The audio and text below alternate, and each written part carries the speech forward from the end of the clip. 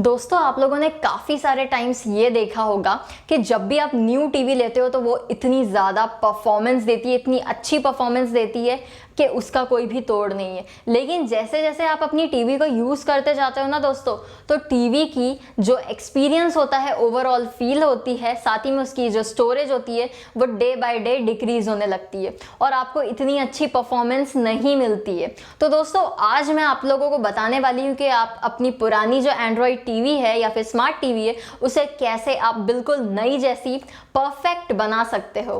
तो दोस्तों, अगर आप ये देखने में इंटरेस्टेड हो तो देन कीप ऑन वॉचिंग। इससे पहले अगर आपने मुझे सब्सक्राइब नहीं किया तो सबसे पहले जाकर सब्सक्राइब बटन दबा लेना।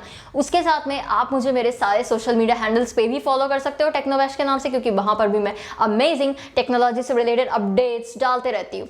तो स्टार्ट करते हैं हम लोग हमारे वीडियो से। हे गाइस, तो यहाँ पर मैं आपको 10 ऐसे पॉइंट्स बताने वाली हूँ जिसको यूज करके आप अपनी टीवी को एकदम सुपर फास्ट कर सकते हो।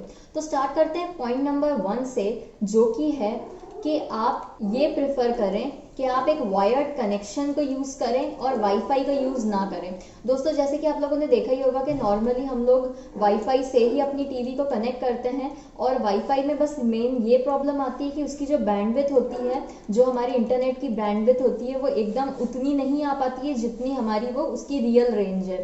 तो यहाँ पर इसकी ये दिक्कत हो जाती है। तो इसीलिए मैं आपको ये सजेस्ट करूंगी कि अगर आपको इसमें बहुत इशू आ रहा है या आपकी टीवी में बिल्कुल जो स्ट्रीमिंग आप कर रहे हो बहुत धीरे हो रही है, तो दोस्तों आप अपना लैन पोर्ट है उसमें अपने इंटरनेट को कनेक्ट कर सकते हो। दोस्तों, अब यहाँ पे सेकेंड पॉइंट आता है कि आप अपने जितने भी टीवी के एप्लीकेशंस है उसकी लोकेशन ट्रैकिंग को डिसेबल कर दो। तो उसके लिए आपको क्या करना है, आपको जाना है सीधा सेटिंग्स पे और वहां पर आपको डिवाइस प्रेफरेंस पे जाना है और वहां पर आपको सर्च करना है लोकेशन।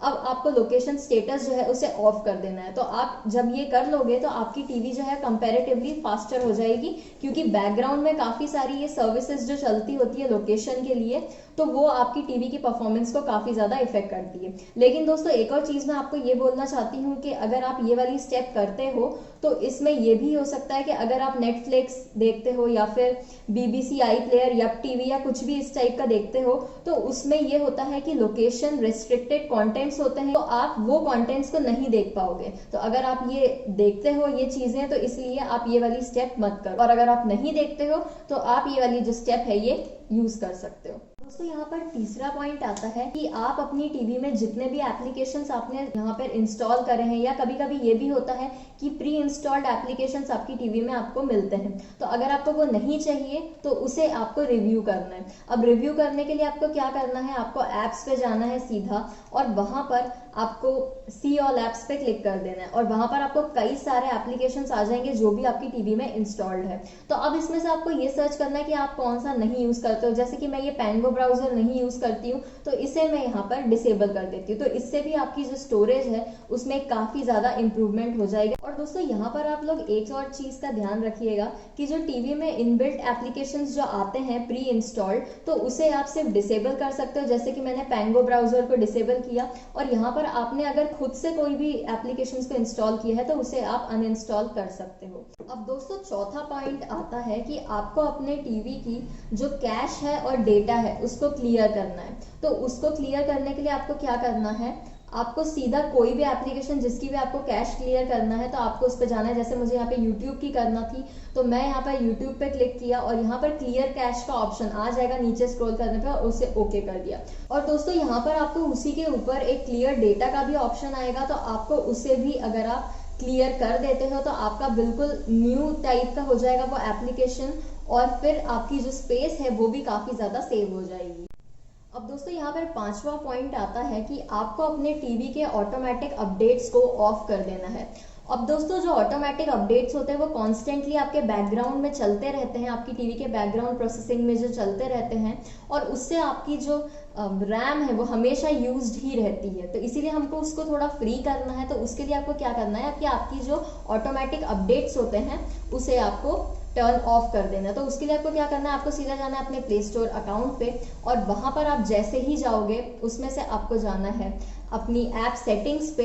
आप जैसे ही वहां पर जाओगे आपके पास में ऑटो अपडेट एप्स का एक ऑप्शन आएगा, तो आपको उसे डीसेलेक्ट कर देना है और वहां पर जो ऑप्शन आता है जैसे कि डोंट ऑटो अपडेट एप्स, तो आपको उसे क्लिक कर देना है। तो अब आप जब ये कर लोगे तो आपका अपने आप ये बैकग्राउंड में प्रोसेसिंग नहीं होने वाली है। अब दोस्तों यहाँ पर 6th पॉइंट आता है कि आपको अपनी टीवी का जो यूजेज एंड डायग्नोस्टिक्स है उसे टर्न ऑफ कर देना है। तो उसको आप कैसे कर सकते हो, तो आपको जाना है अपनी टीवी के सेटिंग्स वाले ऑप्शन में और वहां पर आपको जो डिवाइस प्रेफरेंस है उस पर क्लिक करना है और डिवाइस प्रेफरेंस के अंदर आपको मिलेगा यहाँ पर यूजेज एंड डायग्नोस्टिक्स का ऑप्शन। अब ये ऑन है तो इसे आपको ऑफ कर देना। अब दोस्तों बेसिकली इसका ये काम होता है कि आपकी टीवी में जो भी आपका एक्सपीरियंस होता है, यूजर एक्सपीरियंस होता है, स्टैटिस्टिक्स होती है या ग्राफ्स होते हैं, कुछ भी होता है, तो वो जो होता है डायरेक्ट गूगल को या फिर उनके जो डेवलपर्स हैं, आपकी टीवी की कंपनी के डेवलपर्स को डायरेक्ट जाता है। तो उसे वैसे तो अगर देखा जाए तो एक नॉर्मल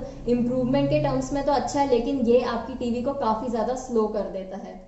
दोस्तों यहाँ पर हमारा 7th पॉइंट आता है टीवी सिक्योरिटी एंड रिस्ट्रिक्शंस। मतलब ये वाला जो पॉइंट है ये हमारा एप्लीकेशंस में जो वायरसेस आ जाते हैं उससे बचने के लिए हमें ये करना है। तो उसके लिए आपको क्या करना है, आपको जाना है अपने सीधे एप्लीकेशंस वाले ऑप्शन पे और वहां पर आपके पास में सिक्योरिटी एंड रिस्ट्रिक्शन का ऑप्शन आएगा। अब यहाँ पर आपको जो ये वेरीफाई एप्स का जो एक ऑन दिख रहा है, अगर आपका ये ऑफ है तो आपको इसे ऑन कर देना है।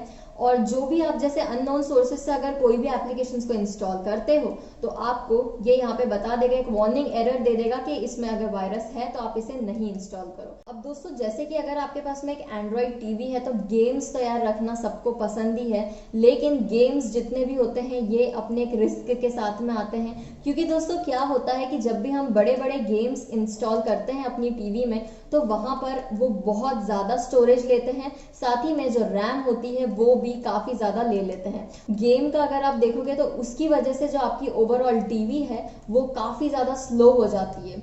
जैसे कि अगर किसी की 4 GB की स्टोरेज है तो यार 2-2.5 GB का तो एक गेम ही आ जाएगा। तो इसीलिए आपको क्या करना है, आपको ऐसे गेम्स को अगर आप जैसे खेल लेते हो फिर वापस से आप उसे अनइंस्टॉल कर सकते हो या फिर आप उसे सीधा डिसेबल कर सकते हो जब भी आप नॉर्मल अपनी टीवी में टास्क करते हो। तो अब दोस्तों यहाँ पर हमारा 9th पॉइंट आता है कि जिसमें आपको हमेशा, जैसे कि आप लोगों को पता ही है कि आप एक एप्लीकेशन से दूसरे एप्लीकेशन में जब उसे क्लोज करके स्विच करते हो तो वो बैकग्राउंड में रन हमेशा करते रहते हैं और इसीलिए वो सारी की सारी जितनी भी मेमोरी होती है वो यूज करते रहते हैं। तो उसको आपको ओवरकम करने के लिए क्या करना है, आपको जो आपके रिमोट में बैक बटन होता है उसे बार बार प्रेस करना है जब तक आप होम स्क्रीन पे नहीं पहुंच जाओ। लेकिन सीधा अगर आप होम बटन को प्रेस कर दोगे तो वो बैकग्राउंड में जो एप्लीकेशंस है वो चलते ही रहेंगे। फिर आपको उसे टर्न ऑफ करते जाना है। तो आपको सीधा अपनी सेटिंग्स में जाना है और वहां पर आपको सी ऑल एप्स पे क्लिक करना है और जैसे कि एस्फाल्ट 8 ओपन है दिख रहा है यहाँ पर, तो यहाँ पर आपको इस पे फोर्स स्टॉप कर देना है। तो अब आप जैसे ही इसे फोर्स स्टॉप करोगे तो ये बैकग्राउंड से चला जाएगा।